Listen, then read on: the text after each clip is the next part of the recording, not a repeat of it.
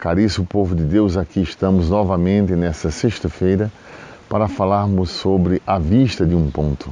Hoje trataremos do tema a liberação de drogas, o uso de drogas no Brasil. Antes, inscreve-te neste canal, faz tua inscrição neste canal. Será muito importante que na próxima sexta-feira possamos estar juntos e que tu sejas avisado antes, para que possas depois participar com outras pessoas do que estamos tratando hoje.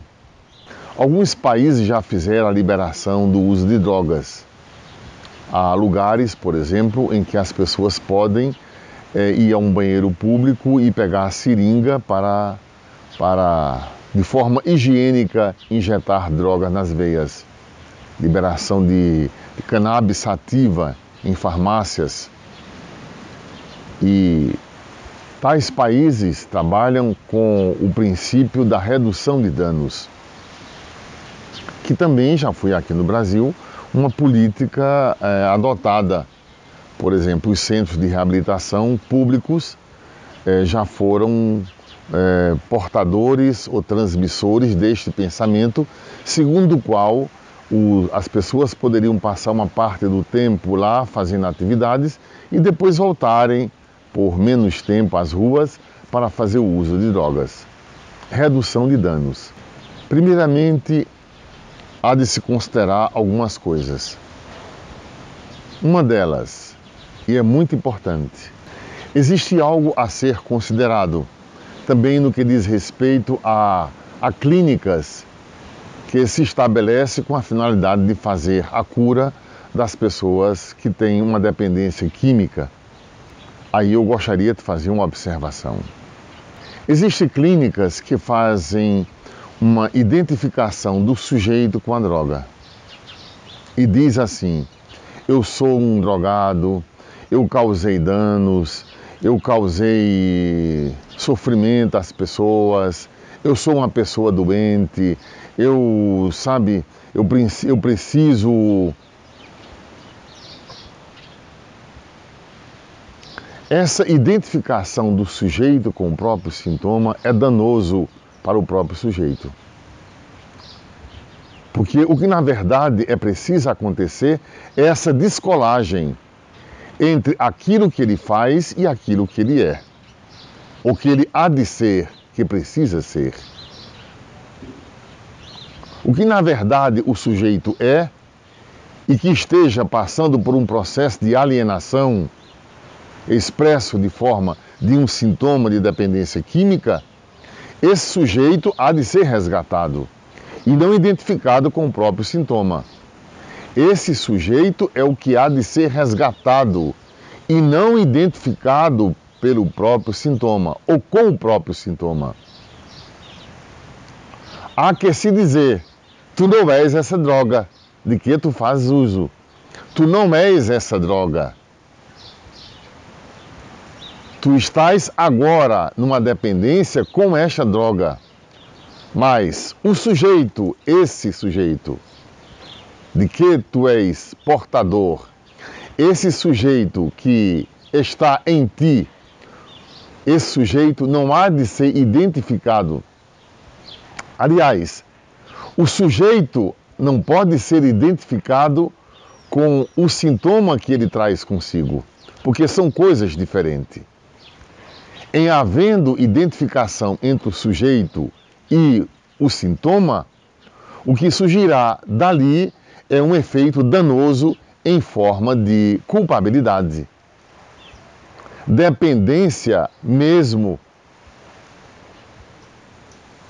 é substituir 6 por meia dúzia.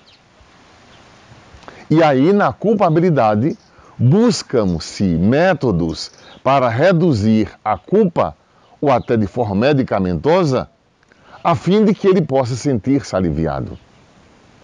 Ora, isso aí é uma produção em série de uma relação neurótica, em que se sai de um momento de frustração ou de não saber elaborar a falta que traz consigo e por isso resulta em certos sintomas, notadamente esse de dependência a álcool e a outras drogas, e substitui-se por outro, a identificação com a própria droga.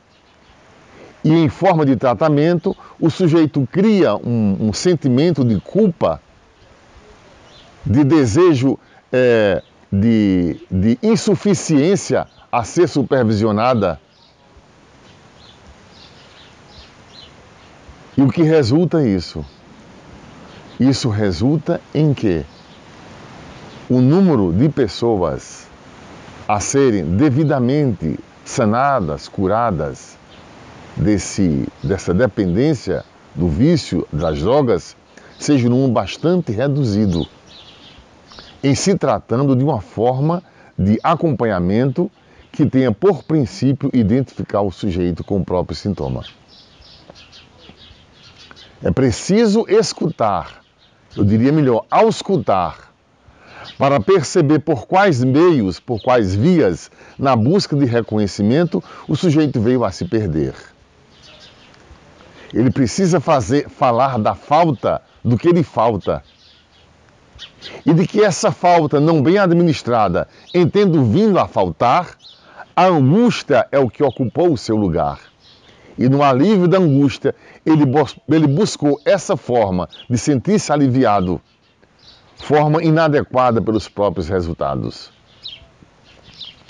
E aí não estou fazendo nenhum juízo moral sobre essa questão.